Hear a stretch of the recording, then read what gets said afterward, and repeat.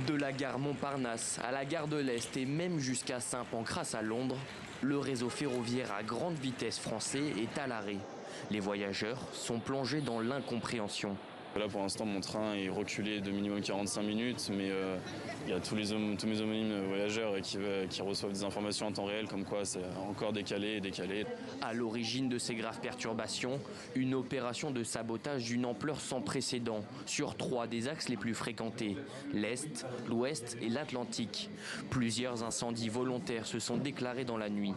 Les infrastructures visées, des câbles de fibre optique pour la plupart, sont nécessaires à l'aiguillage et à la signalisation, mais permettent aussi aux conducteurs de recevoir les informations relatives à la sécurité. L'enquête démarre, j'appelle chacun à la prudence. Ce que l'on sait, ce que l'on constate, c'est que cette opération a été préparée, coordonnée, que des points névralgiques ont été ciblés, ce qui montre une forme de connaissance du réseau pour savoir où frapper.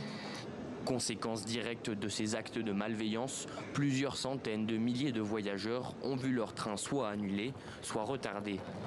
On estime que c'est à peu près 800 000 clients qui vont être concernés, donc c'est gros, donc bien sûr un impact client très important. En début d'après-midi, quelques rames ont pu enfin quitter la gare Montparnasse, même si selon la SNCF, le trafic ne reviendra pas à la normale avant lundi.